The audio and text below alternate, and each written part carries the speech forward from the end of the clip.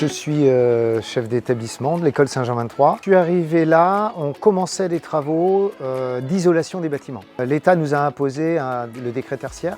Donc on a fait appel à un cabinet d'études sur de vieilles chaudières en fonte, deux chaudières couplées. On avait une grosse problématique, c'est qu'on a 16 classes, 460 enfants, 25 salles, et on n'avait pas une seule salle à la même température. On est arrivé pour réaliser un audit énergétique faisabilité avec l'objectif de répondre aux objectifs du dispositif éco-énergie tertiaire. L'installation hybride est arrivée sur la table assez naturellement, dans le sens où on avait un réseau de radiateurs existant qui avait l'envie de ne pas forcément toucher à ce réseau-là, d'avoir peu de travaux à l'intérieur du site. Le fait de jouer sur les deux énergies, chaudière, gaz et PAC, permettait de cocher pas mal de cases, à savoir de pouvoir fonctionner en toute saison avec un rendement optimisé, de subvenir à l'ensemble des besoins pour assurer un confort de l'usager. Également d'utiliser vraiment tous les atouts des deux énergies en fonction de la période, sur le critère carbone, sur le critère économique aussi, en fonction du prix du kilowattheure, et sur le critère énergétique par rapport à son rendement de performance.